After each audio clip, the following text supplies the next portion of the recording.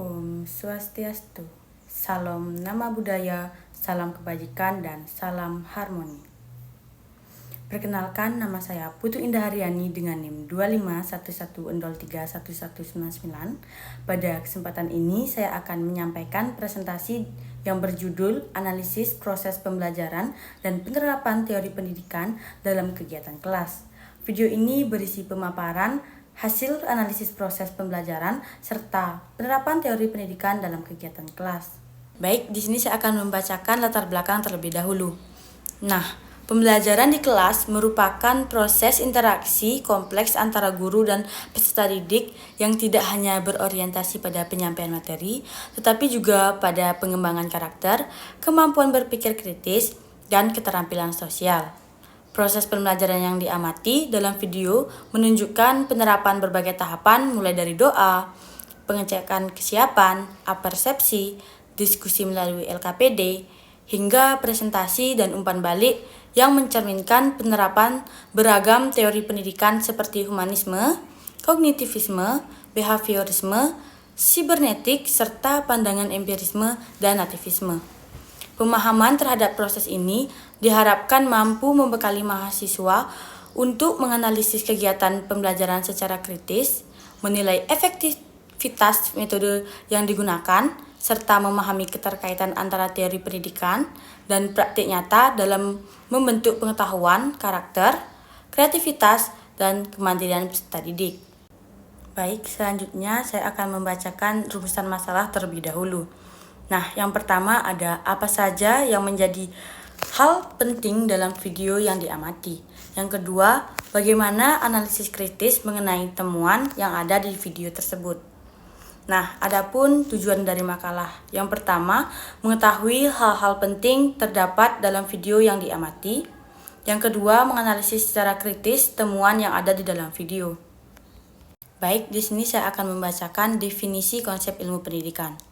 Nah, pendidikan merupakan usaha sadar dan terencana untuk menciptakan proses pembelajaran yang memungkinkan peserta didik mengembangkan potensi jasmani dan rohaninya agar menjadi pribadi cerdas, berakhlak, mandiri, dan mampu hidup bermasyarakat sesuai nilai budaya.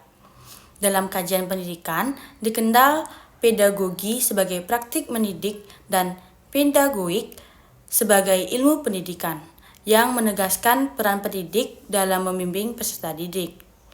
Ilmu pendidikan memadukan konsep ilmu yang sistematis dengan pendidikan sebagai proses pendewasaan manusia.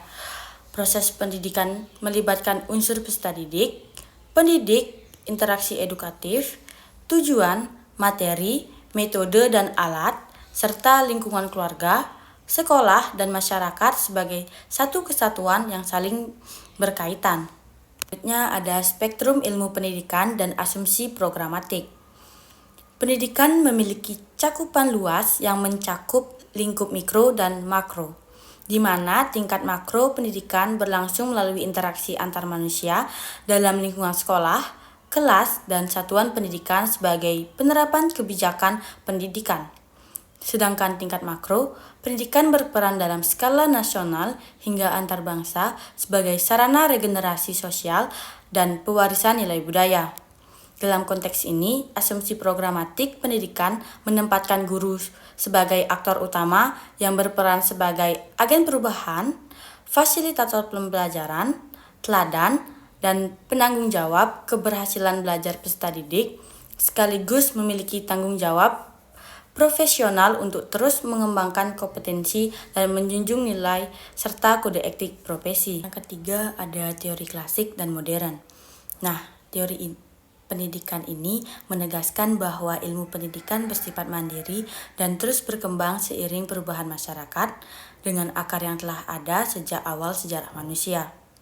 Teori klasik mencakup empirisme yang menekankan peran lingkungan dan pengalaman dalam membentuk individu, nativisme yang menitikberatkan faktor bawaan sebagai penentu utama perkembangan, serta konvergensi yang memadukan keduanya dengan menegaskan bahwa perkembangan anak merupakan hasil interaksi antara bakat, bawaan, dan lingkungan. Sementara itu, teori pendidikan modern meliputi humanisme yang berfokus pada perkembangan manusia secara utuh, behaviorisme yang memandang belajar sebagai perubahan perilaku akibat hubungan stimulus dan respon, kognitivisme yang menekankan proses berpikir dan pengolahan informasi dalam diri peserta didik, serta sibernetik yang melihat belajar sebagai proses pengolahan informasi yang dipengaruhi sistem dan perbedaan cara belajar siswa. Ada filsafat pendidikan. Filsafat pendidikan mengkaji pendidikan secara kritis, meliputi hakikat, tujuan, konteks, metode, hasil, dan karakter pendidikan dengan menekankan analisis terhadap proses pembelajaran, interaksi guru dan murid, serta integrasi pembelajaran berbasis pengalaman. Kajian ini mencakup pembahasan kebijakan, kurikulum, sumber daya manusia, dan teori pembelajaran termasuk dalam konteks pendidikan Islam yang menyoroti peran guru, murid, pelajaran, dan pedagogi. Secara filosofis, filsafat pendidikan berpijak pada 3 kajian utama, yaitu ontologi yang membahas hakikat manusia dan kehidupan, epistemologi yang menelaah proses perolehan pengetahuan dan perancangan kurikulum, serta aksiologi yang menekankan nilai, etika, dan estetika sebagai landasan tujuan pendidikan agar tetap bermakna dan relevan dengan kebutuhan zaman. Selanjutnya, ada sistem pendidikan Indonesia sesuai Undang-Undang Republik Indonesia Nomor 20 Tahun 2003. Nah, sistem pendidikan di Indonesia ini diatur dalam Undang-Undang Nomor 20 Tahun 2003 tentang Sistem Pendidikan Nasional yang berlandaskan Pancasila dan Undang-Undang Dasar 1945 dengan tujuan mengembangkan potensi peserta didik agar beriman, berakhlak, cerdas, terampil, dan bertanggung jawab. Penyelenggaraan pendidikan berpedoman pada Standar Nasional Pendidikan sesuai PP nomor 57 tahun 2021 serta didukung kerangka kualifikasi nasional Indonesia atau KKNI sebagai sistem penjenjangan kompetensi. Keseluruhan kebijakan ini dilandasi paradigma pendidikan nasional yang menekankan pembelajaran berpusat pada peserta didik serta pengembangan potensi dan karakter secara utuh. Baik, yang terakhir ada kompetensi, sertifikasi, dan profesi guru.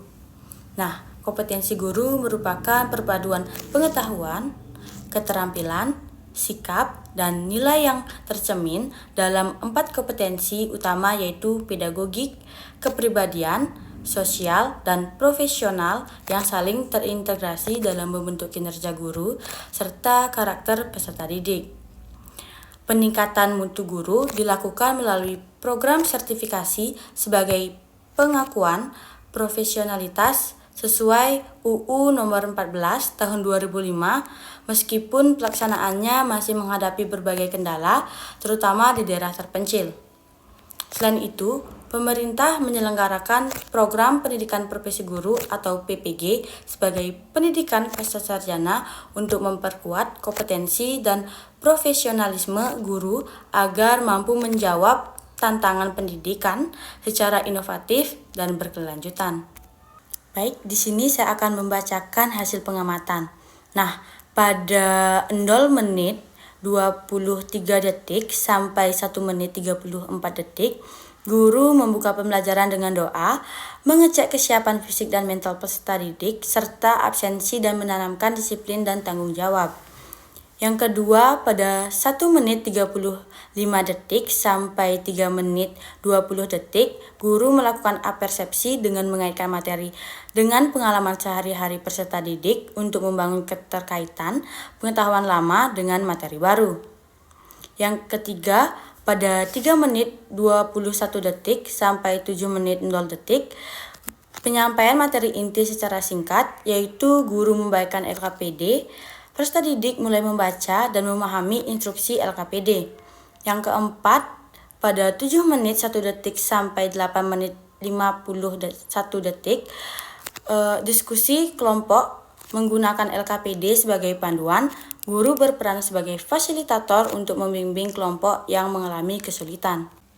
Yang kelima, pada 8 menit 52 detik sampai 10 menit 30 detik, perwakilan kelompok mempresentasikan hasil diskusi dan kelompok lainnya mendengarkan dengan seksama. Dan yang terakhir, pada 10 menit 31 detik sampai 13 menit 30 detik, kelompok lain memberikan tanggapan dan masukan, guru memberikan umpan balik, meluruskan kesalahan, dan menegaskan konsep penting materi pembelajaran. Selanjutnya, saya akan membacakan pembahasannya. Nah, kegiatan pembelajaran diawali dengan doa dan pengecekan kesiapan fisik serta mental peserta didik, mencerminkan teori humanisme yang memperlihatkan aspek emosional dan spiritual. Persepsi yang mengaitkan materi dengan pengalaman sehari-hari sesuai dengan kognitivisme, sehingga pengetahuan baru diproses berdasarkan pengalaman pribadi. Pembagian LKPD dan penjelasan materi inti menunjukkan prinsip behaviorisme, di mana stimulus dan respons diarahkan secara terstruktur, sementara diskusi kelompok mencerminkan teori konvergensi yang mengembangkan kemampuan sosial dan berpikir kritis melalui interaksi antar peserta didik. Selanjutnya, presentasi hasil diskusi mengacu pada teori sibernetik. Karena peserta didik menerima dan menyesuaikan informasi berdasarkan umpan balik teman dan guru, sehingga proses pembelajaran menjadi dua arah. Umpan balik guru menekankan aspek moral dan konsep penting materi sesuai filsafat pendidikan, yaitu aksiologi dan epistemologi. Sehingga peserta didik tidak hanya menguasai materi, tetapi juga menganalisasikannya dalam kehidupan sehari-hari. Secara keseluruhan, pembelajaran ini mengintegrasikan berbagai teori pendidikan seperti empirisme, nativisme, humanisme, behaviorisme, kognitivisme, dan sibernetik untuk menciptakan proses belajar aktif, kolaboratif, berpusat pada peserta didik, sekaligus membentuk karakter dan kemampuan berpikir kritis. Yang terakhir, saya akan membacakan kesimpulan. Nah, proses pembelajaran dalam video menunjukkan penerapan teori pendidikan secara terpadu termasuk humanisme, yaitu memperlihatkan kondisi peserta didik, kognitivisme yang mengaitkan materi dengan pengalaman sebelumnya, behaviorisme yang stimulus melalui LKPD, dan sibernetik yaitu diskusi dan presentasi.